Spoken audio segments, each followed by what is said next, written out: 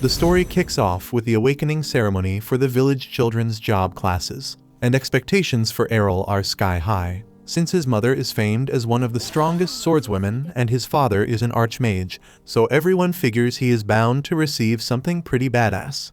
Then his turn comes, the priest lays a hand on him, and instead of seeing a vision with a job title, his sight just floods with white from edge to edge. Suddenly the priest freezes on the spot because this almost never happens, and in cases like this, there's only one explanation. He finally declares that Errol, much like some useless kid with no future, is going to be permanently jobless.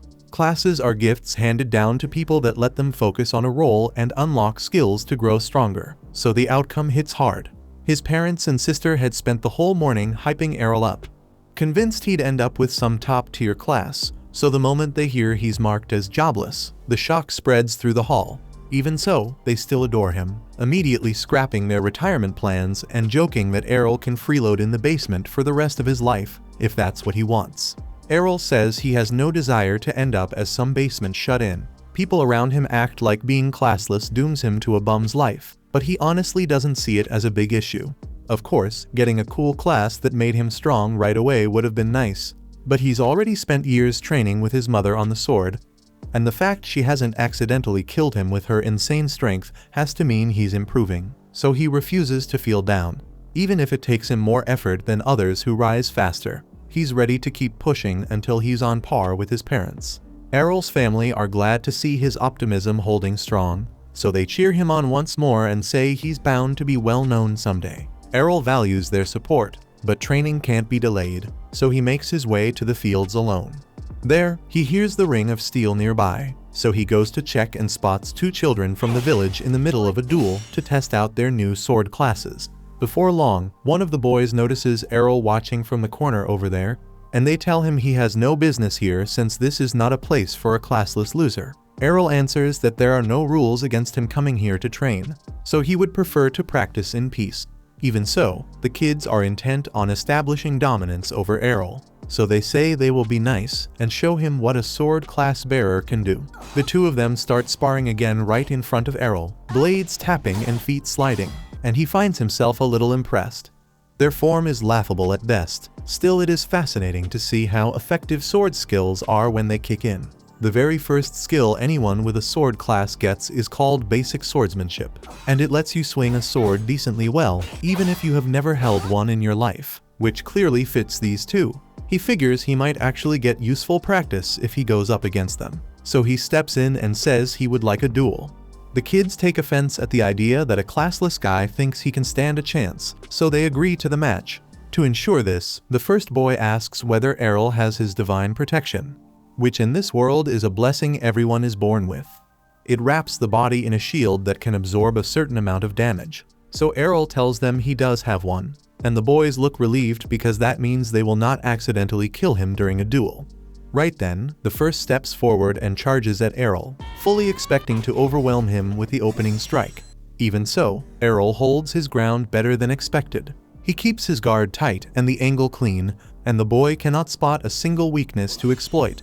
He waves his friend over so they can jump Errol together, but Errol reads the setup and hops out of the line just in time. Anyway, he figures this is the perfect chance to test himself by taking on two guys at once, so he rushes straight at them. Within seconds, they're already down, and it turns out way easier than he expected. Any sane person would have just called it quits here, but the boys insist they haven't lost yet, saying that one didn't count. Right then, a red-haired kid shows up and tells the two to stop grumbling, because on a real battlefield, there are no second opportunities. Red hair has a reputation around here, so the boys do not argue. And as he walks up to Errol and says his skill with a sword is impressive for a classless bum. But still, the only reason he won was because those two were weaklings, so the redhead wants a fight to prove he is stronger. The boys tell Errol that Red Hair is the son of Captain Evans, the village's head guard, and Errol knows Evans since he used to come by their house to ask Errol's mom to help him hunt demons. As for the red-haired boy, he is doing this because he thinks his father is the greatest. Yet everyone else in the village says Errol's mom is stronger, which is true, and he cannot accept that. He wants it clear he is not lazy like those two over there. He awakened his sword skills a year ago and has not skipped a single day of training.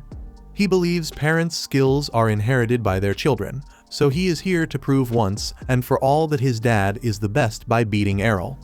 Errol calls him out on his crap, and even so he's always up for a challenge, so he accepts the duel. Soon after, the duel begins, and they start clashing blades at high speed. The other two boys watch from the side, astonished that Errol can keep up with an intermediate swordsman like Redhead.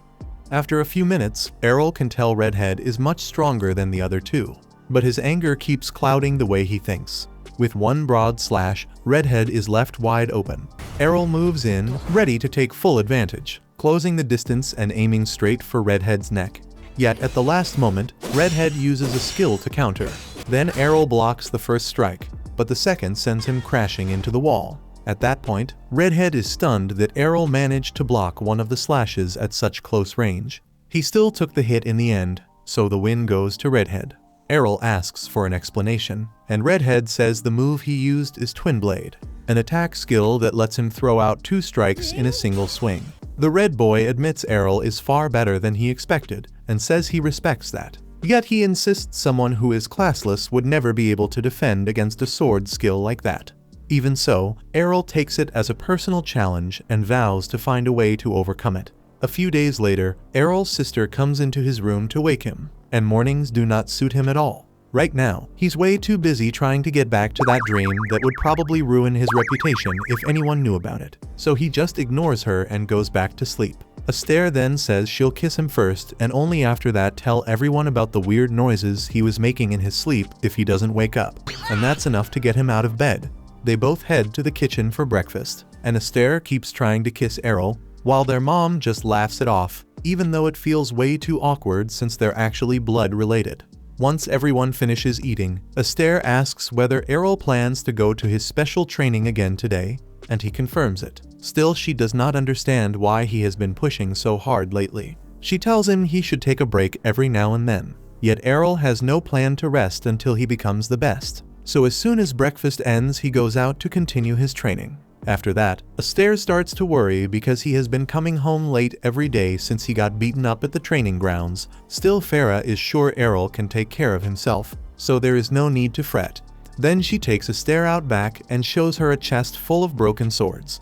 From the way those blades are worn down, you can tell Errol is putting in real effort to get stronger. So they decide to let him work as hard as he wants to and stop holding him back. At the same time, out in the forest, Errol is testing his new move against a tree. Convinced he has finally nailed it, he let Redhead hit him with the same strike countless times just to figure out the pattern. And after grinding on it for days, he can now unleash Twin Blade Slash whenever he wants. During this time, a goblin has been spying from the bushes, and even after seeing Errol swing, it still charges like an idiot.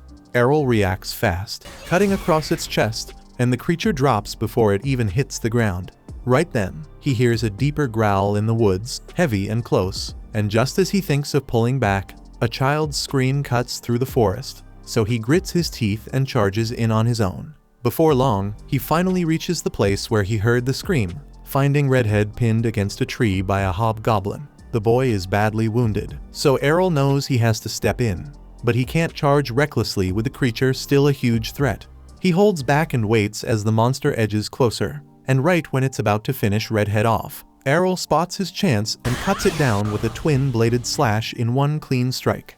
With that settled, Redhead is still badly hurt, so Errol shares some of his standard issue holy water so he can recover. Then the kid thanks him, and with the niceties out of the way, demands to know how the hell Errol managed to do that, and points out in disbelief that Twin and Slash is a complex move that only comes off by using a skill, so Errol admits it is complex. Yet once he broke down the pattern and the timing, he could replicate it cleanly, and honestly, he should be thanking Redhead since throwing it at him over and over made the technique readable. Even so, Redhead refuses to accept it, and he is certain a skill-based strike must hit harder, so he asks Errol for another spar right here. Right then, the two square up, and just as expected, Errol matches Redhead's twin slash, then goes a step further and adds a third cut that catches Redhead off guard and knocks him off. It is called twin and slash for a reason, so it should cap at 2. Yet because Errol is not invoking a skill to perform the sequence, there is no real limit on how many slashes he can chain. From there, Redhead is floored by the realization that Errol is simply better. And Errol walks off so smug you would think he is about to join the Avengers. After a few days, Errol is having tea with his family, and Farah mentions that Evans's child has decided to head to Brescia, the city of swords, to train. Right then, Errol realizes he is probably the reason the Redhead suddenly chose to leave town for training, and the city of swords sounds tempting, so he starts considering making the trip as well. 5 full years roll by from that day, and Errol decides it's finally time to head out for Brescia, the kingdom famous for its elite swordsmanship. Both his mother and Captain Evans trained there, so Errol's goal is simple: reach their level and then go beyond it. On the road, he travels with a few strangers, 2 of them strong swordsmen who could hold their own anywhere. The man has the barbarian class, while the woman carries the dual-wielding class. They both want to polish their skills in Brescia too. Even so, they can't seem to get along, snapping at each other every few minutes. The cart driver tells them to chill since they're all bound for the same place. Yet the man's a cocky misogynist who says the woman should go back to scrubbing dishes. Before they can argue again, the driver yells for everyone to draw their swords because something's coming their way, and the sudden tension makes the 2 kids in the cart panic and beg the barbarian to save them. But that guy lives up to his lousy class. He's a cowardly bastard who says he won't risk his neck for anyone, then dives off the cart and bolts without hesitation. The woman runs after him, saying everyone's on their own out here. The cart driver starts sweating, wondering if he can outrun the horde with his passengers still on board. Then Errol hops down without saying a word and starts walking straight toward the monsters. The driver shouts for him to run while he still can, but Errol ignores it, rushing the first orc and stabbing it clean through the heart. The driver and the 2 kids freeze at his speed and precision as Errol uses instant transmission, flashing in and out, cutting orcs down one after another. Before long, he's surrounded on all sides, which means the dash skill won't work anymore. To the driver's disbelief, Errol pulls off a legendary move, the blade dance, spinning in a tight fury of slashes, mowing everything down at once.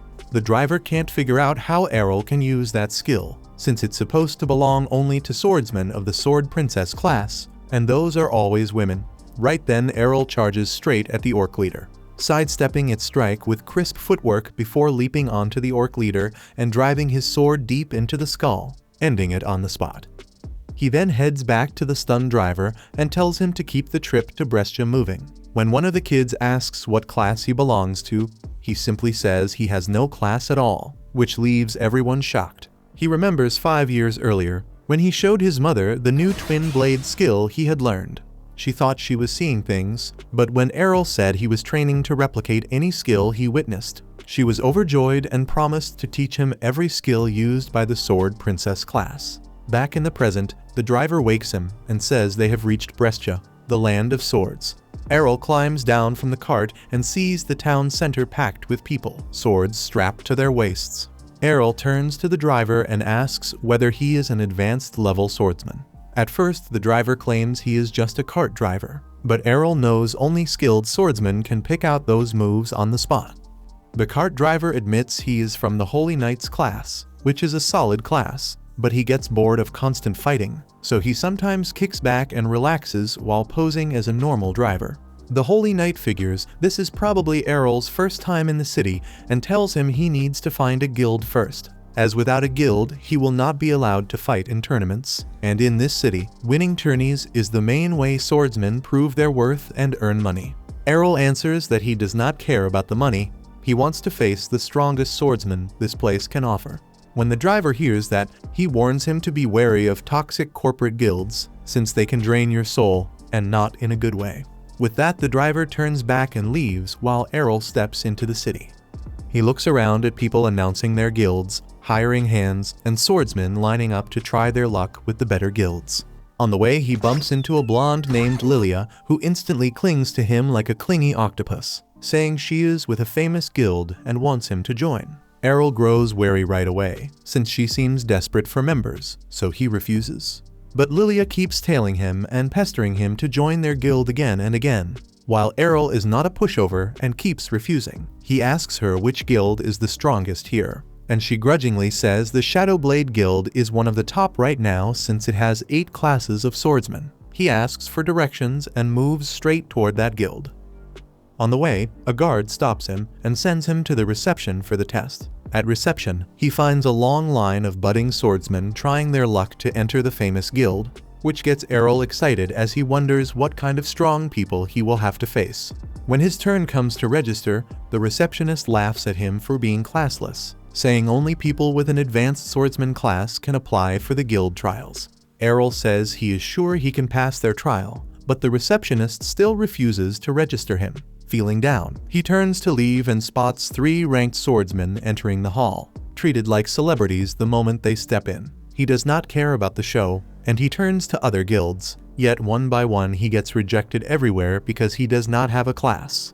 After that, he heads back into the city, taking out the letter his mother gave him and told him to find her old guild, since they will surely help him find something. He wonders if his mom knew he would run into this much trouble, and he stays thankful anyway. Before he can read the letter, Lilia latches onto him again, saying they are still ready to take him in, but Errol refuses again. She starts begging him to join the guild, telling him to do it as a charity, then points at a beautiful guild house and says it is her guild.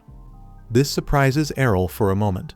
Lilia says their guild, called Dragon Fang, used to be the best in the country for a very long time, but lately it has gone to crap, and right now they are the weakest. Even so, she wants to bring it back to its former glory. The name Dragon Fang clicks in his head as he remembers his mom once telling him about her guild's leader, a dual-wielding swordsman who chose the name Dragon Fang after his special move. He quickly pulls out the letter to check the name, and sure enough, it is the guild his mom was talking about. He decides to go in with her, which makes her very happy, but the moment they step inside, he finds an old drunk man with only one arm slumped on the couch. The man tells Errol to head somewhere else since this guild is doomed and walks off, while Lilia explains he is her father, once the second best swordsman in the city, yet after losing his arm he has not been the same. Errol, however, surprises her by saying he wants to join the guild, and this makes Lilia really happy, and she quickly drafts an agreement. Errol fills it out and hands it back to her.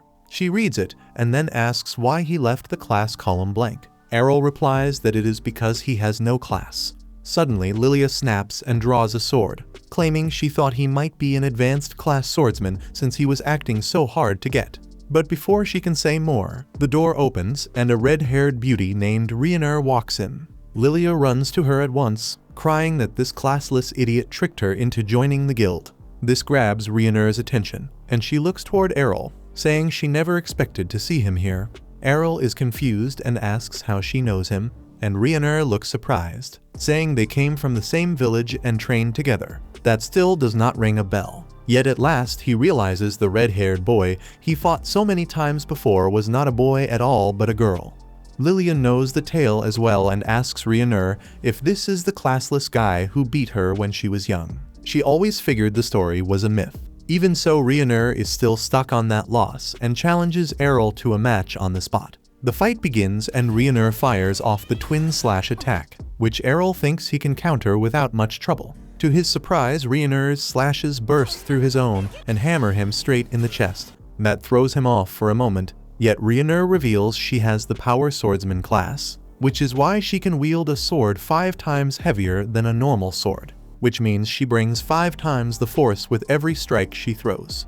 Errol is impressed that she has kept her speed even with the heavier blade. Still, that speed is nothing next to his own speed. Next time she attacks, he creates an afterimage of himself, distracting Rhiannon while he appears behind her and hits her in the back. Rhiannon is rattled and tries again, but the result stays the same. She cannot believe Errol is using a technique reserved for the most advanced level swordsman. At the same time, Errol realizes she is too tanky to drop with his normal attacks, no matter how clean the hits look.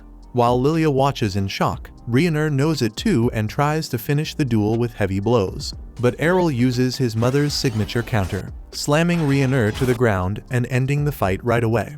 With that, Lilia's attitude flips completely and she welcomes him to their guild once again, then tells him their guild is buried under crippling debt right now. And to climb out of debt, they will have to enter the tournaments and fight as a 3-man group against other guilds that will bring all 5 members to each match. Even so, Errol is excited by the chance to face strong opponents, and he looks forward to the opportunity to hone his skills even more. The following morning, Errol wakes up and meets Rhaenyra and Lilia to go over the next step for the guild. Now that everyone is here, Lilia says that since Dragon Fang has finally gathered 3 members, they have enough people to enter the team battle, so they will sign up for the guild competition this weekend. She explains the tournament runs in one-on-one elimination rounds, and each team is capped at a maximum of 5 members. Rhaenyra feels a bit uneasy since they will be going in with only 3 members, but Lilia assures her it should not be too hard because she and Rhaenyra are both B rank, so as long as they do not get matched against an A ranker, they should be fine. This is the first time Errol hears about this ranking system, so Lilia gives him a quick rundown and says there are a total of 4 ranks that outline the strength of an individual swordsman. Out of the 500 swordsmen in Brescia, there are only around 20 who count as a rank. While Rhaenyra and Lilia land in B rank, Errol is not ranked yet, but since he managed to beat Rhaenyra, Lilia figures he must be at least B rank as well. As long as the match placements don't screw them over, they've got a real shot at coming out on top. Speaking of that, the match brackets should be posted on the Colosseum notice board by now, so Lilia says she is going to check them right away. In the meantime, Rhaenyra has Errol go put in some training until Lilia gets back. But before she can leave, Errol calls her back because he has a favor to ask. To start, since she's a power bladesman, he asks if she's got any abilities other than plain brute strength. And she says she's got one called Guts that basically lets her divine protection last longer than normal. Errol thinks it through and concludes the Guts skill would be an incredible asset for him in battle. So he steps up to Rhaenyra and asks her to hit him over and over. Rhaenyra starts blushing and asks if they can try something a little more normal since she thinks Errol is asking to do something indecent. But he says she is misunderstanding him, because the reason he wants her to hit him is that he assumes the Guts skill is an ability that raises endurance. So the best way for him to reproduce it would be learning to take hits without relying on his divine protection. Rhaenyra is stunned when she hears Errol's plan and calls him crazy, because everyone knows skills are blessings from the goddess that depend on your class. Still, Errol reminds her she's already watched him pull off the twin blade and shadow skills, so there's no reason he couldn't copy the Guts skill too. After that, in the training yard, he asks her to hand over her sword for a moment, and she agrees to give it to him, even if she has no clue what he's planning, since the weapon was custom made to be 5 times heavier than a regular sword, meaning there's no way he could wield it without the brute strength skill. Even so, Errol proves her wrong by drawing the blade with ease and swinging it around. She then asks how he manages that, so he explains that while the brute strength skill boosts you beyond normal, but steady training does too, and Errol has been putting in the work for years. Rhaenyra concedes she was off the mark and agrees to help with his training, but she warns that if he wants her to hit him, she will not hold back, and she does not want to hear complaints afterward. A few minutes later, Lilia rushes in with bad news. She just checked their tournament bracket, and of all the teams they could have faced, the organizers matched them with the Black Blade Guild, and those folks have 8 A rankers on the roster. Even so, Lilia says she is still confident she and the others can come out on top. Now that she's done talking, she notices Errol with his head buried in the ground and his butt up in a ridiculous pose. Rhaenyra explains he is the one who asked for this, and despite the heavy bruises, Errol does not seem bothered, so he gets up and asks what is for lunch. The day of the guild competition finally arrives, and once the group reaches the arena for their match, they overhear a pair nearby saying Dragon Fang drew Black Blade and ran into bad luck. They remember Dragon Fang used to stand among the top guilds, but they will not risk their money on underdogs, so they are putting everything on Black Blade. Lilia is offended that those guys think Dragon Fang will lose, so she starts marching over to set them straight, but Rhaenyra holds her back because it is not worth the trouble. Errol does not care whether people believe they will win, but he is surprised to learn gambling is allowed here. Rhaenyra explains that all Colosseum matches can be bet on, and as it stands the odds on their match are 20-1. Lilia is angry because that means no one expects them to win, but she says this could be a chance to make even more money. If they do not win, their guild is doomed either way, so she decides to take another loan, using her building as collateral so she can bet on their match, and Errol now gets how the guild fell into so much debt in the first place. Right then, Lilia hears a man laughing behind her, so she turns to see who it is, and to her annoyance she finds Jorg, the guildmaster of Black Blade, standing there smug as hell. Lilia asks him what he wants, and Jorg says he is just here to wish them luck, since he hates seeing how his former rival guild has fallen on rough times. He adds that he even heard they were desperate enough to accept a classless loser as a member. Lilia tells him that it is none of his business, and Jorg replies that he went through a lot of trouble to make sure their guilds would face each other in the tournament. So of course he wants to know who Dragon Fang has on its roster. Lilia snaps that it's none of his damn business, and Jorg fires back that he went out of his way to make sure their guilds would clash in the tournament. So naturally he's curious to see who Dragon Fang's got on their lineup. That is only if they manage to pull off a miraculous victory against Black Blade's A rankers. A little while later, it is time for the day's main event, so Errol and the others walk into the arena and check the list of Black Blade's combatants. Errol is surprised the guildmaster did not enter, given how personally invested he seemed in crushing them in this match. He wonders if Jorg might be going easy on them, but Lilia and Rioner point out that Black Blade's lineup is stacked with their strongest A rankers, so this is going to be an insanely tough fight. Hearing that, Errol gets fired up since it means he will get to see a lot of new skills, and Lilia reminds him the fate of Dragon Fang hangs in the balance here, so he needs to take this seriously. Once the match officially begins, the announcer introduces Black Blade's first fighter, the fencer Geo, and when she moves to announce Dragon Fang's combatant, she pauses for a second because the roster says she is supposed to introduce someone named Errol who is classless, which she thinks cannot be right. The crowd starts murmuring among themselves because they cannot believe a classless nobody actually decided to enter the tournament, and Geo takes it as a personal insult that he has to face a weakling like Errol. As soon as the fight starts, Geo fires off Blink Dash to close the gap and stab Errol through the chest, and to his shock that target turns out to be an afterimage created by Errol's shadow skill. He is not sure how a classless fighter can use a move like that. Yet he adjusts quickly and begins working out a plan to deal with the afterimages. He ends up making a fatal mistake, thinking Errol can only create 3 afterimages, and once he cuts down the third, he drops his guard for a split second, careless at the worst possible time, giving the real Errol the perfect moment to rush in and finish the fight. Geo drops to the floor unconscious, and the arena erupts at the sudden swing in momentum. Lilia and Rioner both trusted Errol to win, yet Rioner never thought it would be this easy, and the crowd looks just as stunned.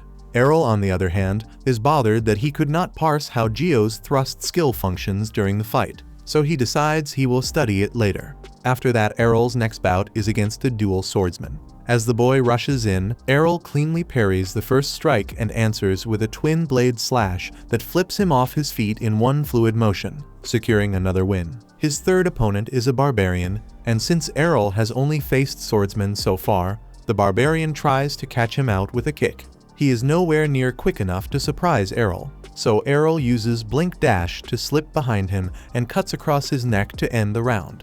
Rioner can hardly believe Errol just removed the third A rank fighter by himself, while Lilia is thrilled because if fortune holds, Errol might run the board and take all 5 on his own. Rioner tells Lilia it sounds as if she does not want to fight in the tourney at all, and it sounds that way because it is true. She knows damn well that in Errol's position, she would have fallen in under a minute. There is no way she could manage a head-to-head with an A ranker, which is why she is pouring everything into cheering for Errol as if her life depended on it. In Errol's next match, he faces a shield bearer, and breaking through the man's guard proves tricky, though Errol is still outpacing him. After that, the shield bearer gets angry and accuses Errol of lying about being classless, saying there is no chance someone without a class could have blown through the last 3 that easily. Errol answers that his wins come from pure effort, and the shield bearer laughs, claiming that effort can never beat the power of classes. Still, Errol points out that if that were true, the man would not be getting his butt handed to him by a teenager. The shield bearer charges and tries a shield bash to knock Errol over, but Errol reads it, counters with a kick, and knocks the shield clean out of his grip. The shield bearer panics, saying he recognizes that kick, and Errol tells him it is likely because he copied it from the barbarian in the previous round, although he has not perfected it yet. While talking, he resets his stance and drives another kick into the shield bearer's side. The man cannot believe what is happening, insisting there is no way Errol should be able to pick up such a skill so casually. Errol admits that some techniques take real time and effort to perfect, but the easy ones he can copy after seeing them just once. So to back it up, he picks up the fallen shield and knocks the shield bearer out cold using his own move. That marks his 4th win, and even though Errol's strength is obvious, the crowd begins doubting that he is truly classless. They claim he is faking it and start shouting for a disqualification. Because of the uproar, the organizers contact the Guild Association and request a copy of Errol's original class assessment. The announcer asks if he is fine with sharing his personal info with the crowd, and he says he does not mind if it settles them down. She then projects Errol's assessment card for all to see, and clear as day it reads classless, so everyone finally accepts that he is not pretending. Lilia laughs and says if she had known Errol was this strong, she would have pawned more of her dad's treasures to place an even bigger bet. Rhiannon worries about Lilia's gambling habit, yet she admits Errol's power is far beyond what she imagined. The final Black Blade fighter steps onto the stage, and Errol can tell at once this opponent is a cut above the rest, so he braces. Masamune is impressed that Errol senses the danger and keeps his distance, since his plan was to lure him in and end it instantly with an ultimate move. As soon as Errol hears ultimate move, he decides the risk is worth it and steps straight into Masamune's range. The moment he is close enough, Masamune draws his sword and unleashes a lightning-fast strike. For a split second, it looks like Errol's neck has been cut, but in the next moment he disappears. Masamune freezes in shock, trying to grasp what just happened, when Errol suddenly appears behind him and says that while Masamune is fast, he was trained by someone even faster, so his reflexes are on a whole different level. Errol then unleashes the ultimate technique he learned from his mother, the Piercing Tempest, and the strike hits Masamune head-on, knocking him out cold and making Errol the clear winner. Still unable to process what just happened, Rhiannon and Lilia hug each other, realizing they won without lifting a finger. As Errol walks off stage, Lilia jumps in for a hug, and he instinctively sidesteps since Astaire used to pull the same weird stunt all the time. Then he sees Rhiannon standing there with her arms open, ready for a hug, and she suddenly realizes what she's doing, her face flushing as she apologizes for getting carried away. Errol grins and says he would not have minded a hug, though he wishes she had taken off her armor first so there would be some actual comfort. Meanwhile, from the stands, Jorg watches Errol and the others celebrating their victory and vows to make him pay for this humiliating defeat. That evening, as they got back to the guild house, the place turned lively fast with drinks passed around, and Errol stayed stunned that Lilia was even old enough to drink, while she calmly said she was a grown woman.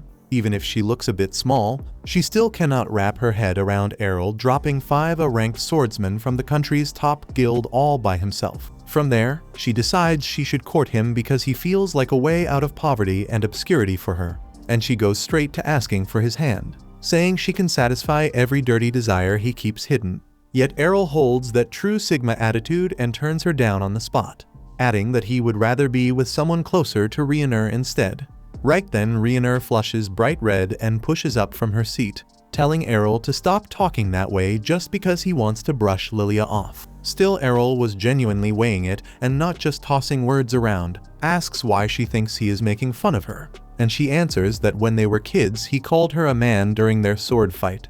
Then she claims everyone who has met her says she has no womanly charms, while Errol glances down and sees 2 very full tanks right there in front of him and disagrees without holding back. Lilia realizes Rhiannon has no idea what her biggest strength is or how to play it to her advantage. So at that point, Lilia decides there is nothing to fear from her and she can stay focused on her own plan. With that, she slides a hand to Errol's legs, saying he must be worn out from all that fighting, then tells him to meet her in the bedroom so she can take care of his 3rd leg as well in a way that will help him relax. Rhiannon gets flustered immediately and tells Lilia to stop with the weird talk. Yet Lilia gives a small smile and says she only plans to give him a well-earned massage after such a heavy day, and she keeps her gaze locked on Errol while she says it. But to her surprise, Errol answers with sudden eagerness that he would prefer a massage from Rhiannon, and his version of a massage means getting pounded into the ground by Rhiannon out on the training yard, while he drills reinforcement magic that she wields so effortlessly through her training. So he asks her to go hard so he can learn the rhythm of it. Lilia watches from the balcony and wonders whether Errol even understands what a massage actually is. Before long, the non-stop racket wakes Lilia's father, who staggers down to the training ground totally hungover and grumbling about the noise, saying they don't need to vent their frustration over losing the tournament, since that's exactly what he'd expect from a bunch of useless guild rejects. That moment Lilia tells him they actually won their match, and not just any match, it was against the current top guild in the country. Her words snap him out of it, though he mutters that Black Blade probably sent rank B or C newcomers as fodder. Yet Lilia hits him with another shock when she says every opponent was a rank, and Errol took all of them down by himself. That clears the fog from her dad's hangover as he stares at Errol, beat up and bandaged, trying to process whether this kid is really that strong. Lilia adds that she placed a stack of bets, and since Errol completely crushed his 5A rank opponents, she hit the jackpot. So now they are not only out of debt, they even have enough coin to cover operations for a while. Even so, her dad stays grim and says that if by some stroke of luck this kid is truly that strong, the bigger and richer guilds will swoop in and poach him, so she should keep her hopes low. Lilia says boldly that he can relax because she is going to marry Errol soon, which would bind them for life and keep him right here with their family. Errol answers that he is not doing anything like that. Then he turns to her father and says Lilia might be a little unhinged at times, but at least she's not the kind of loser who gives up on everything. That barb lands hard as her dad fixes him with a dangerous look. Errol misses the warning and keeps going, saying he should quit moping and start acting his age since he still has one good hand and can carry a sword in that hand. That flips a switch in her dad, who grabs Errol by the collar and tells him to stay away from matters he knows nothing about. Then he growls that a dual-wielding swordsman who cannot dual-wield is a waste of oxygen. Errol fires back that he disagrees because he is a classless swordsman who is still competing and pushing to climb in this world. From there her dad shoves him away and trudges upstairs without another word. Lilia and Rhiannon rush to Errol at once and ask if he is alright. Then Lilia apologizes for her father's outburst while thanking Errol for speaking up. Errol says that even missing an arm and being out of the game for so long, her dad is still unbelievably strong, and it is a damn waste that he refuses to use that strength and the experience he earned over years of fighting. He turns the thought over in his head, thinking about all the slick skills he could learn from a dual-wielding master, and he promises he will fire up Lilia's father and push him to pick up the sword again. Lilia hears that hunger to learn new techniques and suggests he start running some of the dungeons near the city. Right then Errol admits he knows nothing about dungeons, so Rhiannon spells it out, saying dungeons are underground cave networks where monsters spawn by the hundreds and the corridors are packed with traps. From there, she adds that it is one of the best places to learn new skills and level up through real combat, which will help them when the Sword God Cup rolls around. Errol still looks lost, so she explains that the city hosts a yearly tournament where the nation's top swordsmen compete to prove who stands as the best in the country. Right then Lilia pulls out a form and tells Errol to fill it if he wants in.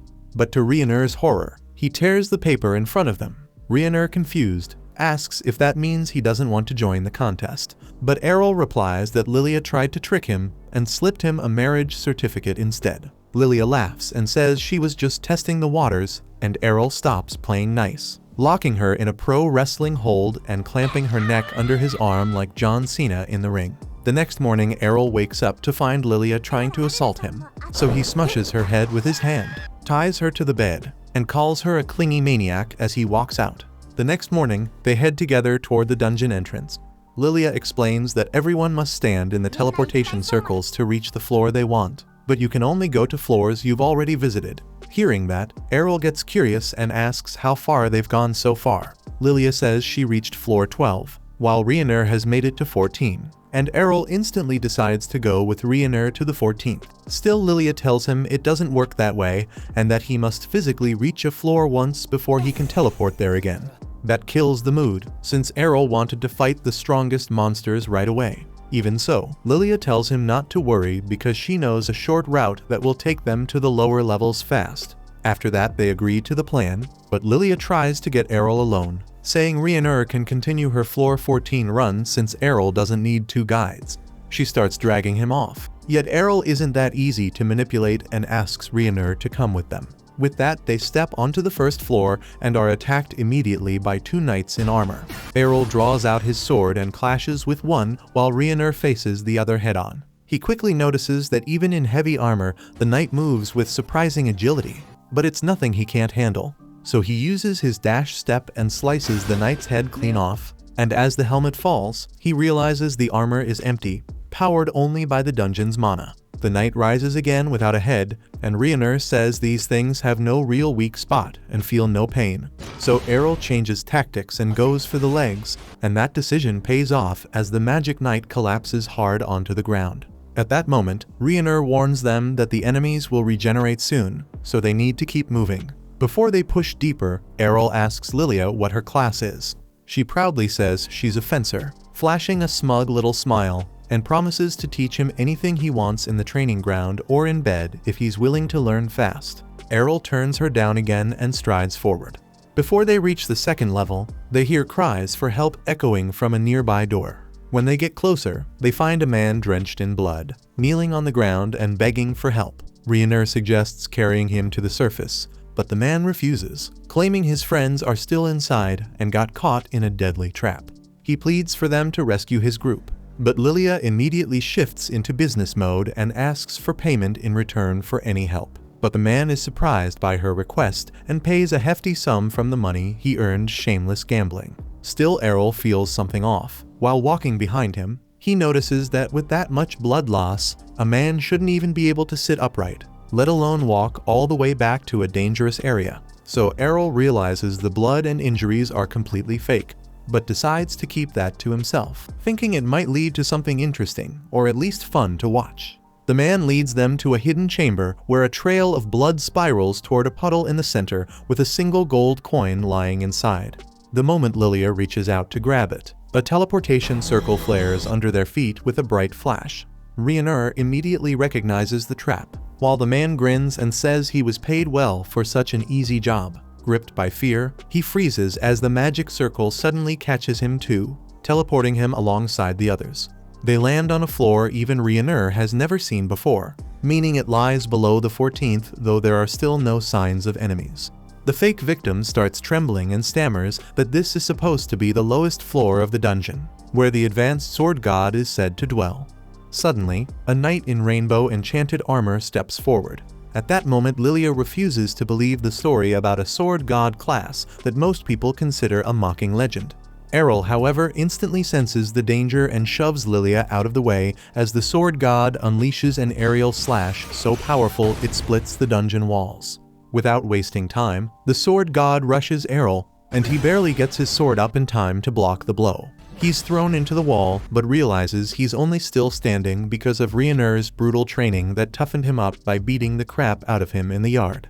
Just then, he slashes back at his opponent. Yet the knight is insanely fast and uses advanced footwork to dash away. From there, Errol actually smiles, claiming this is the perfect chance to test himself for real. His party reels at that. Still, he snaps into the same divine step technique to close the gap and keep up the pressure, unleashing a flurry of strikes that the armored foe manages to block clean. The knight gives ground but activates a skill that spikes the gravity across the chamber, pinning the others to the floor. Yet Errol stands firm, remembering the time he trained with his mom and had to give it everything just to stay on his feet. Back then, when his mother went on the offensive, he couldn't respond at all. But this time it's different, as Errol uses the gold coin to nullify the attack, opening a narrow gap and charging through with all his power. He unleashes one of his strongest techniques, called Infinite Break, and the knight bursts apart under the strike, leaving everyone in the room stunned.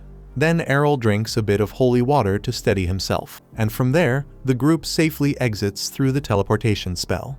Meanwhile, back at the bar, Rod is back to drinking when he overhears three young idiots bragging about tricking the new members of the Dragon Fang Guild into a trap, saying those poor fools probably won't be coming back. Rod walks over and smashes their table with a single punch, demanding they spill everything they know. But Jorg cuts in and calls him a good-for-nothing drunkard, wearing that smug grin that makes your blood boil. Rod instantly realizes Jorg set the whole thing up, which means the odds of his daughter surviving are close to zero. He lunges at Jorg, but gets shoved aside, beaten and hopeless, kneeling there wishing he could save his little girl. A sudden voice from the doorway grabs his attention, and he turns to see Lilia, Errol, and Rhiannon walking into the tavern, talking about how hungry they are after the run. Lilia spots her dad and the ugly Jorg at the same time, then freezes as Rod rushes forward, hugging her tight and thanking God that his daughter is safe. Meanwhile, Lilia immediately calls Jorg out,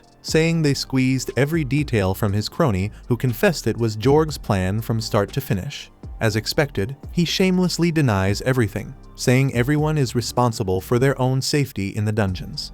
After that, Rod tells Jorg he won't get away with this, but Jorg just laughs and calls him a booze-soaked loser before strolling out. After that, as soon as he gets home, Jorg starts trashing his room in rage, unable to believe that a kid like Errol has surpassed him. Then a sword resting on the stand starts to speak, promising to help him achieve his goal if he sets it free. The next morning, Lilia and Rhiannon were sitting in a lounge, and Lilia looked genuinely anxious because the preliminary pairings for the tournament had gone up. She had just learned she would be matched against Errol, so in her head the path to the finals already looked closed. At that point, Errol told her not to take it too hard, since at her current skill level the odds of winning the whole thing were already pretty thin, and even so, that kind of honesty did nothing to lift her mood. But fortunately for Rhiannon, she was placed in a different section from Errol in the preliminaries. Still, she would have to cut through a pile of strong opponents, so she needed to bring her best if she wanted to clear the early rounds this year. Lilia also intended to give it everything, even knowing there was no chance she could beat Errol, so she said she was heading back into the dungeon to train again today. Just then, she asked Errol to come along since she wanted him there as protection if something went wrong, but he honestly did not feel like diving a dungeon again. Just then, Rod stepped out to see what the commotion was.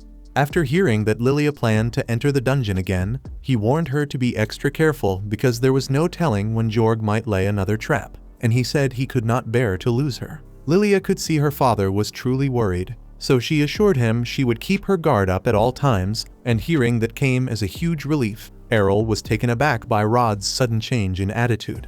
After nearly losing his daughter to Jorg's cruelty, Rod had realized he could not remain a weakling just because he lost an arm, so he had decided to begin training again. Sometime later, the day of the Sword God Cup preliminaries finally arrived, and a huge crowd gathered to watch all the swordsmen and swordswomen square off. Lilia ended up dropping her first match to a big random guy despite all the practice. She felt damn upset about it. So Errol tried to comfort her by saying the result had been inevitable, so there was no need to beat herself up. But even then, that did not make her feel any better. Errol had won all of his fights up to that point, so the next fight for this bracket would be the finals. And while Lilia knew exactly how strong he was, she warned him to keep his guard high because the woman he would face carried a lot of unusual skills. Errol wonders what Lilia means by unique skills since he figured he had already seen just about every trick the dungeon could throw at him. Even so, Lilia explains that up to now Errol has only gone up against pure swordsmanship skills. That woman is a magic swordsman, which means she can weave spells into the blade and fight while her weapon stays enchanted. Errol is surprised there are no rules against using magic in a tournament meant for swordplay. Still, it does not bother him in the slightest. He walks onto the stage, and the first thing the girl says is that being a magic swordsman is fully allowed by the tournament. So she does not want to hear any excuses about magic being against the rules after she wins. Errol says he is always ready for a good challenge. The match starts and the girl immediately starts spamming fireballs, forcing Errol to keep hopping around the ring to evade everything she throws. He tries to blitz and so he can strike up close, but she parries hard and instantly pops a fireball to shove him back. By this point, Errol has a solid read on what the girl can do, and he admits it must be convenient to threaten both long and short ranges that way. Even so, he adds that her overall level sits mid-tier, because she has not truly mastered either magic or swordsmanship. The girl bristles and says Errol will not be talking that way once she uses her ultimate technique on him. Then she channels magic and cloaks her sword in fire, and the crowd perks up because it is a rare sight. She starts throwing waves of flame at Errol, and he is genuinely impressed because the wild snaking motion makes it hard to read where the next strike is coming from. So he tells her it will be a spectacular skill once she truly masters it. But for the moment, it is basic enough that he barely needs to move to flick the flames aside. If the girl's swordplay were even on Lilia's level, then the flaming blade might have given him real trouble. Instead, she came banking on raw firepower to bulldoze the bracket, so it will not take much to beat her cleanly. The girl boils over with rage, to the point her hair looks red, and she yells there is no way a classless loser could ever beat her. In the next moment, Errol uses twin blades slash to snuff the fire on her sword, then dashes straight in and knocks her out. With that, Errol is declared the winner of this prelims section. Even as the cheers roll around the arena, the only thing on his mind is whether there is special training he can run so he can learn to use magic as well and fold it into his style. A few days later, Lilia shakes her dad awake from a nap and tells him it is time for Errol's match in the Sword God Cup. But Rod says he is not going. Lilia starts tugging on his big arm and begs him to get up because their guild already has registered seats. Still, he absolutely refuses to attend the tournament. Lilia then asks if he is worried he might run into Jorg there, yet he says that is not the reason. He explains that a few days ago he started training again, and it made him realize how rusty he has gotten. It might even be a challenge for him to win the Sword God tournament in his current condition. Hearing her dad talk about winning the whole thing, as if it were the bare minimum, really pisses Lilia off because she could not even qualify for it. She tells him he is coming to the arena today, whether he approves or not, and drags him off the couch so he can get dressed. Once Rod is ready, he and Lilia head toward the arena, and as much as he kept fussing about not wanting to go the tournament, Lilia knows he would have gone to watch in secret anyway, since he never misses a chance to see his guild members perform well, and Rod cannot deny that. At the same time, over in the arena, Rhiannon fidgets in her seat because she is truly nervous about her match. Errol eventually shows up and asks if something is wrong since he has never seen her this anxious before. Rhiannon says she cannot help it because this is the biggest hermit in the city, and to make matters worse, she will not learn who her opponent is until the start of her match, so there is no telling what kind of fighter she will be up against. Right then, the announcer tells everyone that the first match of the day will be between last year's winner Jorg, the Sword Emperor, and the classless Errol. Errol is surprised he will be fighting Jorg first. Still, he is always ready for a good fight, so he heads out to confront Jorg. Meanwhile, as Jorg steps into the arena, everyone is shocked to see he somehow found a way to make himself even uglier than before. Errol can feel evil energy rolling off him. Rod and Lilia sit in the stands, and Lilia wonders why Jorg now looks monstrous, while her dad can tell something is seriously wrong. Right then, Rod notices the sword in Jorg's hand and yells to stay away from him at all costs because that blade has a powerful demon sealed inside it. The demon is surprised because it did not expect anyone to recognize the sword so quickly. It is clear it has already taken full control of Jorg's body. The legend says the blade the sword god used to kill the demon was cursed with a grudge, so the demon's soul now lives inside that blade. Even so, that sword was supposed to be sealed away in the royal vault. So Rod cannot grasp how Jorg ever got his hands on it. The demon says it was only a matter of time before some ignorant fool came searching for power and broke the seal to set it free. That fool turned out to be Jorg, and now the demon Gelda declares he will wreak havoc across the world.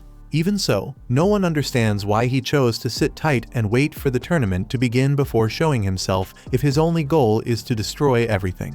Rhiannon cannot believe Gelda is actually here, since she learned in history class that an evil deity summoned this demon in ancient times to burn the world down, and most people treated that story as nothing more than a myth. Suddenly, the crowd realizes this is not a stunt, and panic erupts.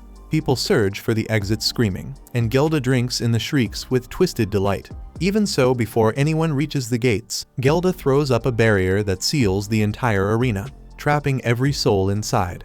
No matter how hard they push, no one can break through, and Gelda says he will take his time and butcher them at his leisure. Right then, he notices Errol squared up and ready to fight.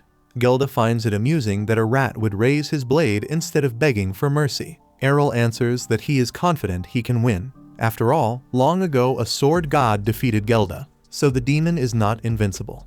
Gelda admits that part is true, since a sword god did strike him down in the past. But based on Jorg's memories, there is no living sword god right now, which means there is no one around to stop him. Errol tells Gelda he just got two things wrong. First, there is at least one sword god still alive in this world. Second, even though Errol is not a sword god himself, he is still certain he can beat Gelda straight up. Gelda bursts out laughing and calls Errol delusional. Yet the humor dies fast when Errol snaps into divine step, erases the gap, and almost takes Gelda's head off in a single pass. Gelda stares in disbelief, since only a sword god should have that technique, and demands to know how Errol acquired it.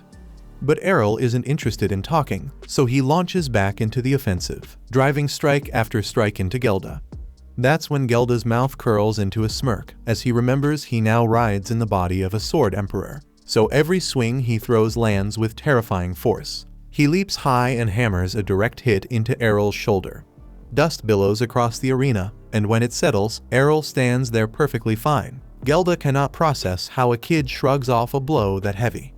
Errol just says his training for the guts skill is finally paying off, and suddenly Gelda starts to get nervous because nothing he throws is working, and at this pace it is only a matter of time before he goes down. Suddenly Errol fires off the infinite break skill, hammering Gelda with hundreds of strikes in a single second. The final blow sends him flying before he crashes to the ground, unconscious, as Errol stands victorious. Jorg's body sits totally unprotected now, and Errol is confident Gelda should not be able to attack anymore, so he turns his back and starts walking away. At that moment Gelda is spitting every curse in his head because he refuses to be sealed again. Even so, he knows there is no way he can beat Errol head-on, so he figures his best move now is to get away from Errol as fast as he can. To pull that off, he needs a new host strong enough to escape, and for a moment he considers Ryunur. But Errol is standing too close to her, so instead he sets his sights on Rod. All at once Errol notices the demon sword rip free from Jorg's hand and streak toward the stands, jumps in front of Ryunur, and the blade explodes upward on impact. Suddenly, as the smoke clears, Gelda appears inside Rod's body with his sword pressed against Lilia's neck, shouting at Errol to let him go or his fiancée will die. Errol answers flatly that he was never engaged to Lilia, and Gelda calls it a bluff since he can read Rod's memories and remembers every time Lilia told her father she would make Errol her husband.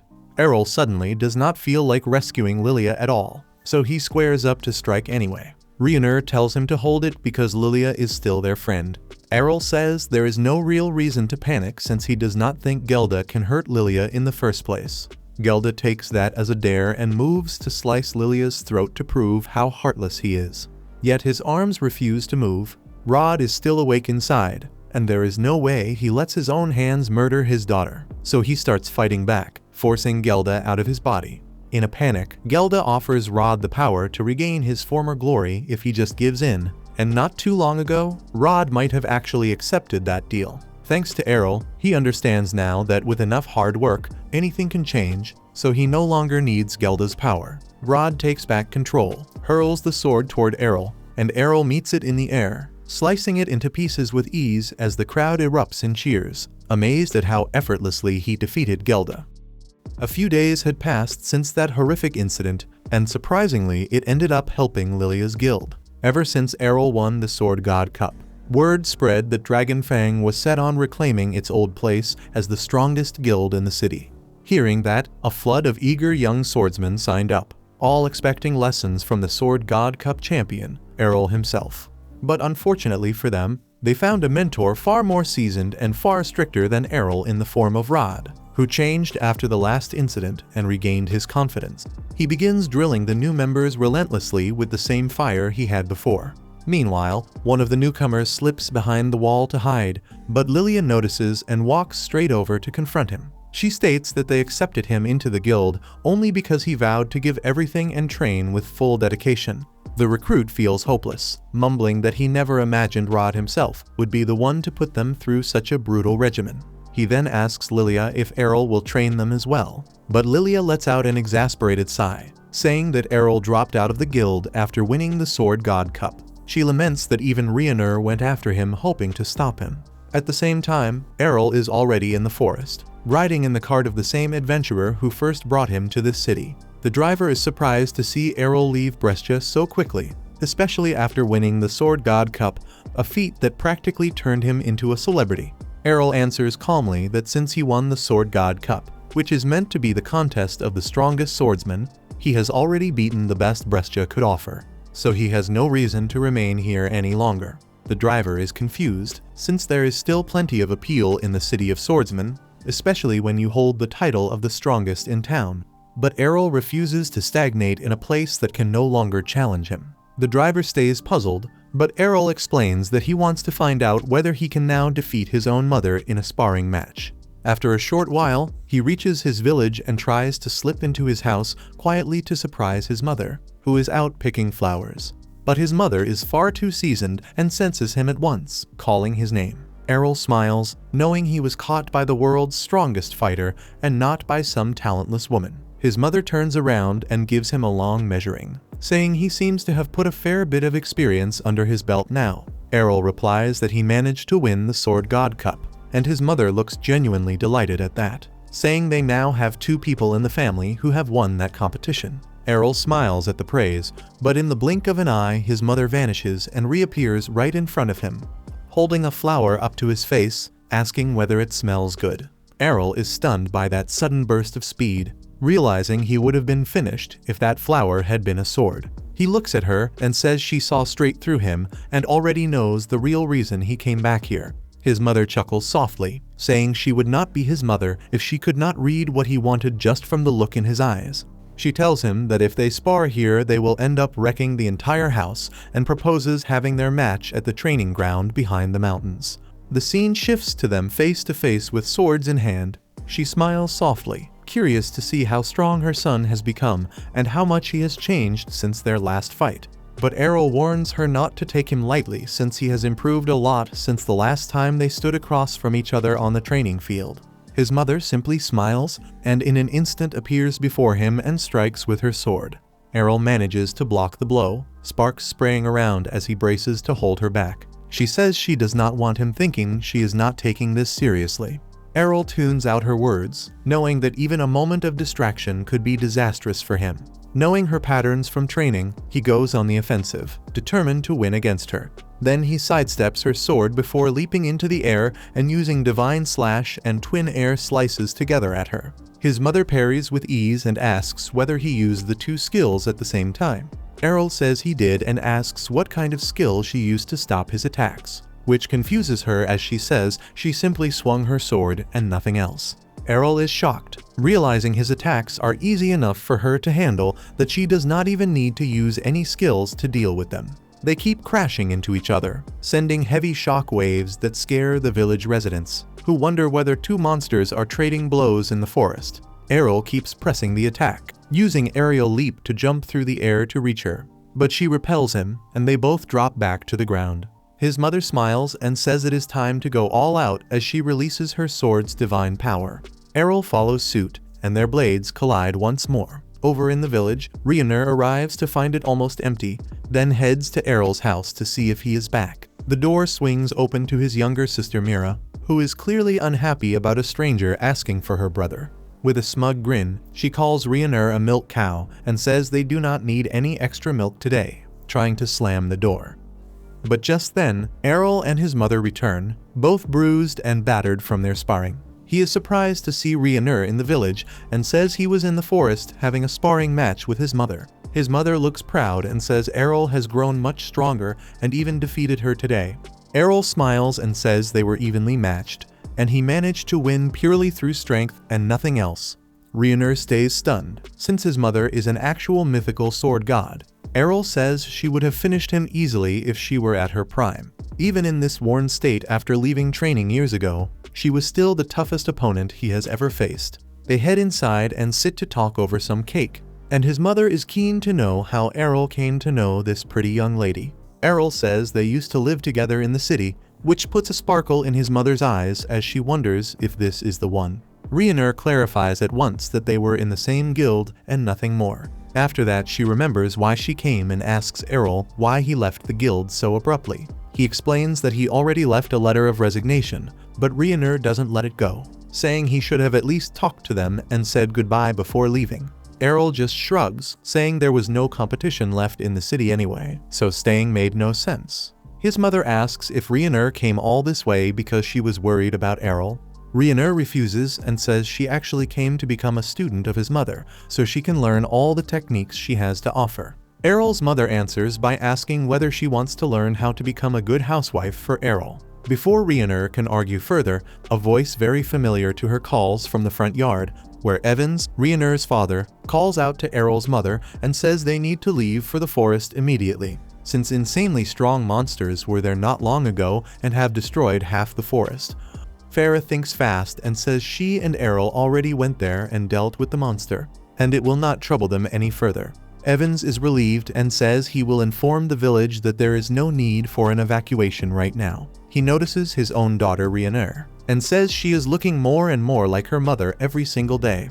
Then he asks why she is here, but before Rhaenyr can reply, Errol's mother cuts in and says Rhaenyr wants to learn how to become a good wife. Rhaenyr argues that she just wants to be a good swordsman, and Errol's mom tells her not to worry, since she will teach both swordsmanship and wifely duties.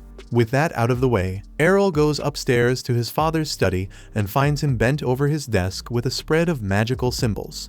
He greets Errol and says he is on the verge of a breakthrough that might become his ultimate technique, but Errol doesn't seem interested and tells him he has finally defeated his mother and now wants to learn magic instead. Hearing that, his father congratulates him for defeating the sword god, but calmly adds that it's still impossible for him to learn magic. Back in the kitchen, his mother hands Rhaenyr a knife to show her how to chop some vegetables. Rhaenyr completely obliterates the cabbage and the table in one swing, so I quietly prayed she'd stop before reaching the cucumbers. Errol's mom and sister just stand there in shock, and the poor woman starts wondering if cooking was ever a good idea in the first place. A little while later, Errol and his father repair the table, and once they're done, his father demonstrates his magic by fixing a broken mug. As they return the tools to the shed, he reminds Errol again to stop trying to use magic, insisting it's impossible for him. He explains that with swords, Errol could train every day and keep improving, and the pile of broken blades in the shed stands as proof of his effort. But trying to learn magic without a mana pool is like trying to hold a sword without fingers. It simply can't be done. Errol turns to him and asks how he's so sure that he doesn't have any mana. His father answers that if Errol had any, he would have received a class long ago. That's when Errol explains how while training with Rhaenyr in Brescia, he once used up all the holy water the guild had, which angered Lilia, who complained their debts were already bad enough and his holy water obsession was making things worse. So she threw him a bunch of mana recovery potions instead and told him to drink those. Ever since that day, Errol says he's been able to feel a faint flow of mana inside his body. His father's curiosity sparks immediately, and he decides to test it himself. He guides Errol to release a bit of mana into his palm, and to his surprise, Errol manages to do it, but then collapses unconscious. When Errol wakes up, he asks what he should do to learn magic now. His father tells him his mana pool is smaller than that of a newborn baby, so the only way to expand it is through daily training. Since training is what Errol excels at, he starts buying mana potions and works on it every single day. And after 6 long months, he finally builds enough mana to be considered a complete beginner with a weak pool. Seeing his progress, his father can't hide his excitement and tells him to enroll at the Magic Academy where he himself once studied. He takes out an old parchment filled with spell formulas and explains that Errol will have to learn them if he wants to cast any real magic. And hearing that, Errol's mind starts racing with new possibilities about studying at the very place that made his father one of the best wizards in the country. That evening, the family sits down for dinner, and Errol's mother happily mentions how Rhaenyr is improving in both housework and swordsmanship, while his father adds with pride that Errol is now walking the path of a wizard, opening a whole new future ahead of him. 3 years have passed since then, and Rhaenyr has been training every day with Errol's mom to become both a better swordsman and a better housewife. That morning, Errol's mom gave her the task of preparing the morning tea, which stressed her out at first, but she quickly got to work and finally served it with trembling hands. She waited anxiously while Errol's mom took a sip, tasted it for a moment, then said she had done a great job and the tea was exactly right. Rhaenyr felt happier than she ever expected. Her little moment of joy was cut short by a cry from upstairs. It was Errol's younger sister Mira, shouting that when she went to wake Errol up, he was gone and only left a note behind. Both Rhaenyr and Errol's mom read it, and it contained just one line saying he was heading to Arsel, the city of magic, for training.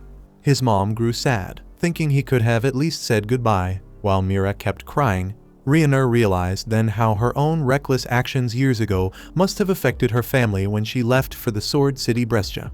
Errol's mom immediately told Rhaenyr she didn't want her leaving like that. Rhiannon assured her she would never do such a thing and still had a lot to learn from her. Errol's mom thought about how her oldest daughter had once left home and now Errol was gone again, wondering when she would get to see them both. At the same time, Errol was already outside the village, traveling with the same knight, apparently the only guy the anime's director ever hired for transport duty, who looked surprised to see him again. As they talked, the man said Errol was really strange. He went to the city of Brescia, achieved incredible feats of strength and skill, then left all the fame and fortune behind to return to a village that barely anyone even knew existed. Now, after disappearing for 3 whole years, he was heading to Arsel, the city of magic. Errol said he wanted to try his luck in the examination and see how he measured up against the others. At that moment, a boy named Kaido asks Errol if he is also heading to the Magic Academy entrance exam, saying it is strange since Errol looks much older than the usual candidates. Before Errol can answer, a girl named Kufa cuts him off and scolds him for making fun of people, saying it is obvious Errol has just been failing the exam for years. Before Errol can explain that this is actually his first time going to that city, Kufa tells him it is admirable to see weak people trying to overcome their limits. The red-haired boy and the blue-haired girl start bickering right away, while the green-haired girl, Colette, tries to calm them down but completely fails.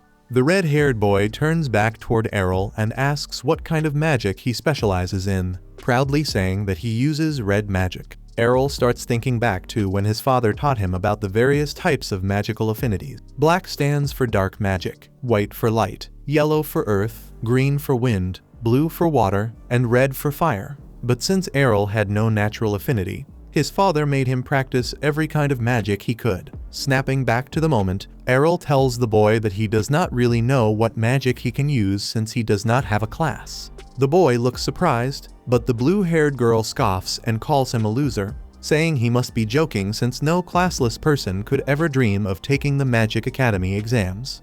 The red-haired boy spins back toward Errol, furious, and tells him to quit making fun of them. Errol says he is not and shows them his class card, which clearly proves that he is classless. The young candidates stare wide-eyed, saying he will never be able to pass the exams. But before Errol can respond, a thunderous roar echoes from the forest, shaking the trees around them. Errol immediately recognizes it and says it must be a troll king awakening from a long sleep. The boy panics, yelling that they need to run because the troll king is insanely strong, and the blue-haired girl shouts at the damn driver to move fast. The driver turns in horror and says the roar scared his horses so badly they have already fainted. The blue-haired girl realizes there is no escape, so they will have to fight. She quickly lays out a plan, telling the red-haired boy and the green-haired girl that even though it is a troll, if they work together, they can bring it down. But their confidence crumbles when the Troll King finally steps out of the forest, towering over them with a massive club in hand. The red-haired boy tries to calm the girls down, saying that even though it is huge, they just need to stay focused and find a way to beat it.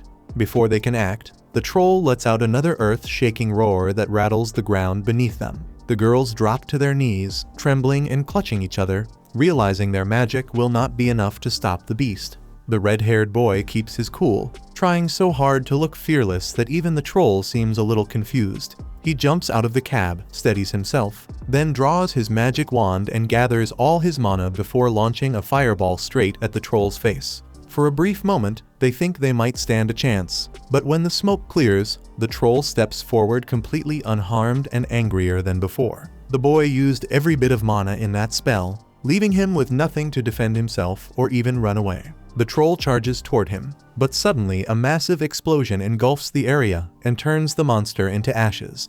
Everyone stares in shock as Errol steps out from behind, saying he might have overdone it a bit. The boy is stunned, and the girls whisper among themselves that explosion magic is an extremely advanced type of spell used only by the strongest mages. Errol ignores the chatter and goes to the horses, casting a healing spell to wake them back up. When he turns around, he finds the red-haired boy on his knees begging for forgiveness and asking Errol to take him as his master so he can become a great wizard one day. Errol tries to tell them they have it wrong and that he is not a master, only an examinee. He shows them his class card again, but the green-haired girl insists that he must be a great mage hiding his identity with a fake card. Seeing that he cannot change their minds, Errol decides to continue on his way toward the city of Arsel. A couple of days later, they arrive early in the morning. The city lies between a large lake, surrounded by drawbridges on all sides that control who enters and leaves. Once inside, the boy tells Errol he must be taking the exam for red magic, meaning they will be together, while the green-haired and blue-haired girls will take the earth and water exams. That is when Errol learns the courses and tests are divided according to magical affinities, and he quietly hopes they will not reject him like they did back in Brescia for being classless. To his surprise, when he reaches the reception desk, the receptionist smiles, stamps his card, and gives him his roll number. Errol asks if it is really fine even though he has no class, and the receptionist replies that everyone has the right to take the exam and no one will be treated unfairly. He realizes this place is completely different from Brescia and moves toward the testing grounds. There, he sees several students lined up as one of them fires a small fireball at a metal knight and passes the test. Before he can figure out what his own task will be, a blonde boy steps into the arena and asks the instructor if it is fine to destroy one of the metallic dolls. The instructor looks confused at first, then checks the boy's card and realizes he is an advanced magic user, a class so rare that everyone nearby goes silent. The crowd watches as the boy walks forward and casts a spell that summons a towering pillar of flame, completely engulfing the metallic knight. The boy looks proud of his display, but the red-haired boy blurts out that his Errol could do even better. The cocky boy turns sharply toward him and asks if he really thinks some random man could surpass an advanced magic user. The red-haired boy fires back, saying his Errol could roast him so badly even the troll would feel second-hand embarrassment. The arrogant boy scoffs, claiming those are empty words and no one could match his power or melt metal like he did. Errol finally cuts in, calmly pointing out that the knight has not melted at all. The instructor steps closer and explains that the knights are made of mithil, one of the toughest metals in existence, so it will not break or melt that easily. The red-haired boy mocks the arrogant brat again, dragging Errol into it by saying he would do far better. Errol smacks him lightly on the head, then steps forward into the arena. He decides to use the same spell the other boy cast, which already shocks everyone watching. The explosion that follows looks far less dramatic, just a narrow column of fire that seems weak and does no visible damage. The cocky boy bursts out laughing, but his laughter dies fast when the metallic knight suddenly slumps and melts into a pool of glowing liquid metal. The boy stares in disbelief, saying eruption magic should never be able to melt mithil. Errol replies that he used a modified version of that spell by focusing all the flames into one concentrated column, creating heat stronger than any normal eruption magic. Without saying more, Errol walks out of the arena and enters the blue magic section, where the blue-haired girl has just passed her test by hitting the target. She looks shocked to see him there, but Errol wastes no time, unleashing an ice-edge strike that shatters the knight before heading toward the green magic arena, leaving the instructors and students speechless. Just outside, he spots the green-haired girl standing nervously, saying she has not registered yet because she is too scared. He gives her a short pep talk, boosting her confidence before walking her through the registration and guiding her toward the arena. The test for the green division is simple. They only have to produce a basic wind spell strong enough to spin the windmill in front of them. In true overkill fashion, Errol casts a tornado that tears the entire windmill apart, shredding it into pieces and leaving the instructor completely stunned. The green-haired girl steps up next, clearly nervous again, but Errol gives her another quick pep talk and nudges her forward. Thanks to that push, she manages to focus and passes her test as well. After that, Errol easily clears both the light magic and the yellow magic schools before heading toward the dark magic section. From the outside, it looks abandoned, not a single person in sight, until he suddenly hears a strange sound coming from a nearby box. He walks over to check it, but before he can lift the lid, a woman runs up crying that she has lost her pet and asks if he has seen it. Errol points toward the box, saying something is inside, and the woman immediately digs through it, pulling out a bizarre toad-like creature that looks straight out of a nightmare. She beams with pride and tells Errol she created the chimera herself, asking if he thinks it is cute. Errol forces an awkward smile, then suddenly gets startled by a skeleton appearing behind him. His instincts kick in, and he decapitates it with one swing of his wand. The skeleton scrambles to pick up its head, then tells him to relax, saying she is not a monster, but a beautiful office clerk, introducing herself as Latalia. Errol then asks where he can find the examination hall, and she explains that the dark magic school is open to everyone since they rarely get new students. With that, Errol successfully enrolls in all 6 schools. When he steps outside, the red-haired boy and the girls rush over and start arguing over which school Errol will be joining since he passed their tests too. Errol stuns them all by revealing that he cleared every single exam and plans to learn all 6 magical affinities from this point on. Thank you for watching to the end. If you enjoyed this recap, please hit the like button and subscribe. If you have any suggestions or tweaks, share them in the comments. They help me improve.